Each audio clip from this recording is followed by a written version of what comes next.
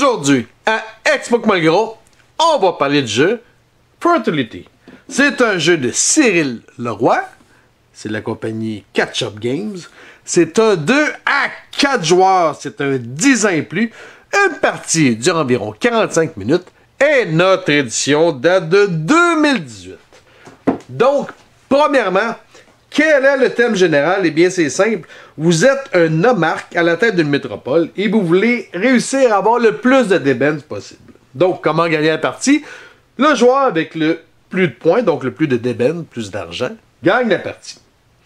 Qu'est-ce que le jeu contient? Eh bien, on a ici des cartes ou des tuiles vallées. On a également des tuiles quartiers. On a le plateau central qui se divise en 4. On a des, on dirait des os, là, mais c'est pour assembler le plateau central. On a 4 types de ressources. On a de l'albâtre, on a du raisin, des fleurs de papyrus et des bovins. On a un petit pad de points pour calculer. On a des tuiles métropole. On a des monuments, 4 types de monuments pour les joueurs. On a des petits jetons blés. Et finalement, on a la tuile de départ. Donc, premièrement, comment c'était le jeu? Eh bien, tout dépendant le nombre de joueurs que vous êtes, c'est ce qui va vous dire combien de panneaux centrales que vous allez mettre pour commencer la partie. Donc, admettons qu'on est 4 joueurs, eh bien, on va prendre les 4 panneaux. Donc, vous allez les mettre dans l'ordre que vous voulez. Vous allez mettre ce qui ressemble à des os, comme ceci. Et vous allez assembler votre terrain de jeu, comme ceci. Pas d'ordre et pas de manière, vous placez comme vous le voulez pour que chaque partie soit différente. Donc, admettons qu'on y va comme ça.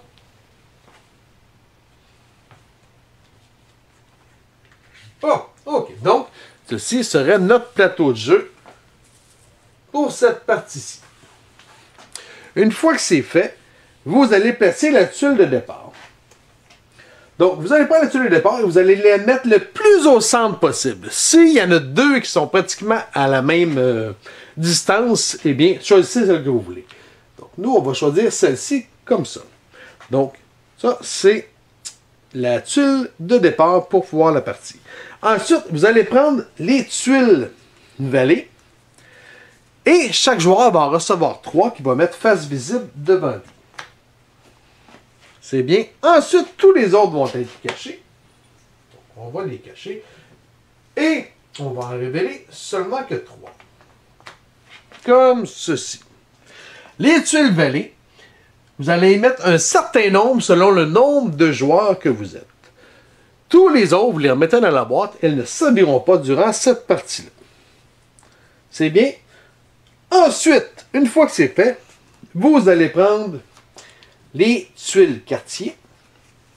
Et vous allez également en ouvrir 3 qui vont être comme ceci. C'est bien. Ensuite, chaque joueur va recevoir un plateau métropole qu'il va mettre devant lui. Et il va recevoir également un petit jeton blé. À quoi ça sert? Ou plutôt, comment est-ce que votre métropole est fait? C'est que vous avez ici 4 commerces déjà existants et vous allez pouvoir en rajouter 7 autres. 7 autres quartiers, comme ceci, que vous allez pouvoir acheter durant la partie. Votre petit jeton blé, vous allez le mettre à 0 ici et ça va vous indiquer le nombre de récoltes ou de blé que vous allez récolter durant la partie. Ça ici, ça va être pour le décompte final. C'est un aide-mémoire pour calculer les points en fin de partie. C'est bien. Une fois que c'est fait maintenant, ça c'est fait. Chaque joueur va recevoir 4 monuments identiques qu'il va pouvoir mettre en avant de lui. Comme ceci. C'est bien. Une fois que ça va être fait, eh bien, on va pouvoir commencer la partie. Une fois que vous avez terminé de setter le jeu, vous allez pouvoir commencer la partie. Donc, première chose à faire, trouvez votre premier joueur. Une fois que c'est fait, à chaque tour, chaque joueur va avoir 3 phases qu'il va pouvoir faire. La première est obligatoire. Vous n'avez pas le choix, que ça vous tente ou non. Ça va être de poser une tuile volée sur le board central. Donc, une de vos tuiles que vous avez en avant de vous, vous allez devoir la poser. La deuxième action, ça va être de construire une tuile quartier. Cette action est optionnelle. Et finalement, vous allez pouvoir approvisionner les boutiques de votre métropole. Encore une fois, c'est optionnel, donc c'est pas obligatoire.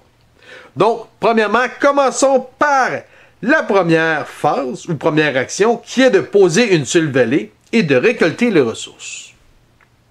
Pour mieux expliquer cette action-là, on va se rapprocher un petit peu. Si vous avez une bonne mémoire, vous êtes supposé avoir 3 tuiles volées en avant de vous. Eh bien, pour cette action-là, vous devez en placer une sur le plateau central.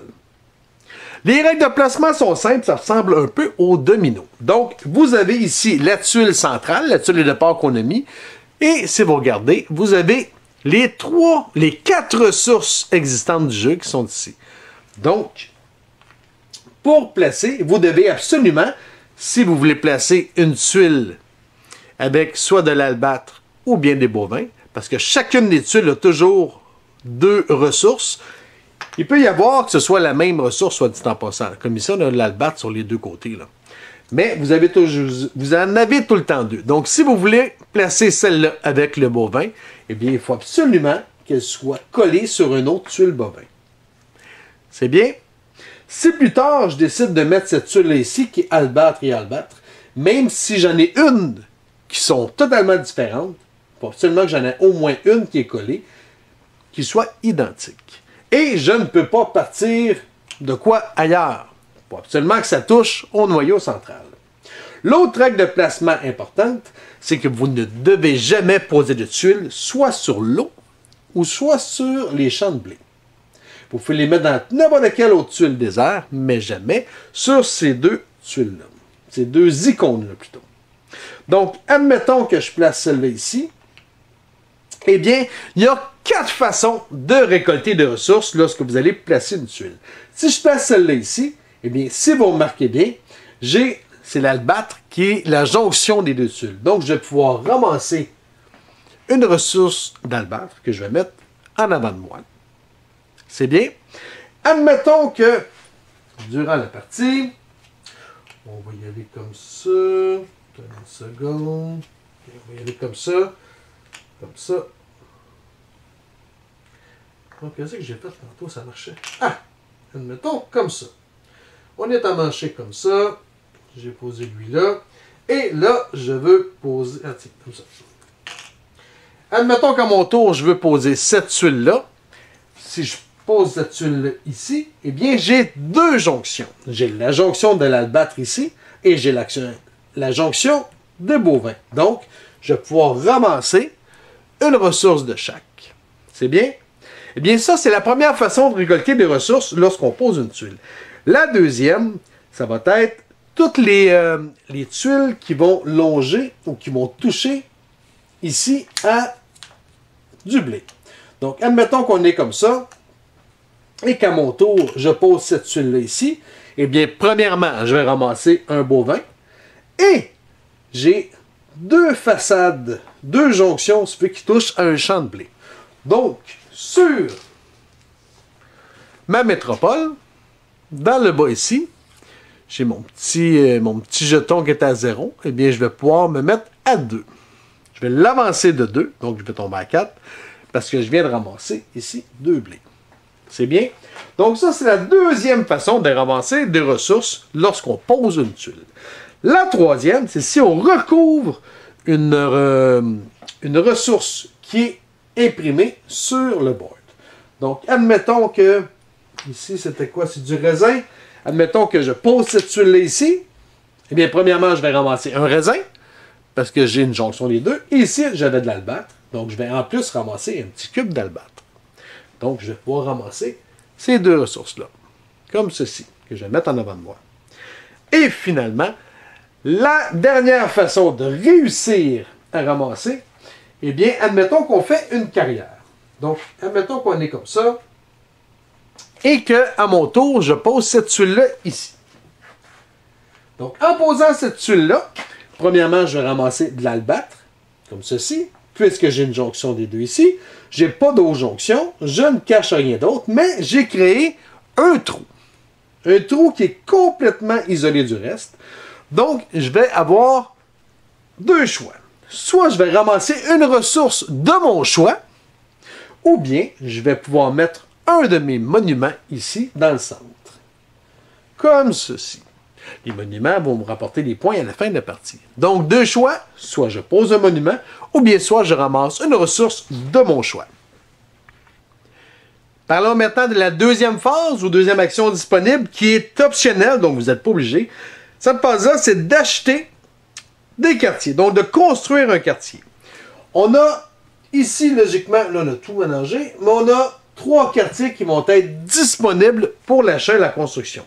Si vous décidez d'acheter, par exemple, celui-là, eh bien, dans le haut à droite, vous avez le coût de construction. Le coût de construction, vous pouvez payer par n'importe quelle ressource que vous avez avec vous. Et le blé est une ressource. Donc, si, admettons, mon blé est à 2 et celle-là me coûte 1, si je veux, je peux baisser mon blé de 1 pour pouvoir payer et ensuite le poser. Vous avez 7 espaces disponibles sur votre board pour construire de nouveaux quartiers. C'est bien, vous en avez déjà 4 de disponibles et vous pouvez en rajouter 7. Les quartiers peuvent avoir plusieurs boutiques, si vous voulez, plusieurs marchands disponibles. Comme le premier que je vous ai montré, il y en avait un, celui-là ici, il y en a 2.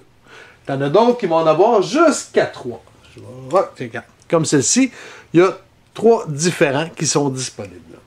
C'est bien? Donc ça, c'est la deuxième option disponible, deuxième action que vous pouvez faire, qui est de construire un quartier.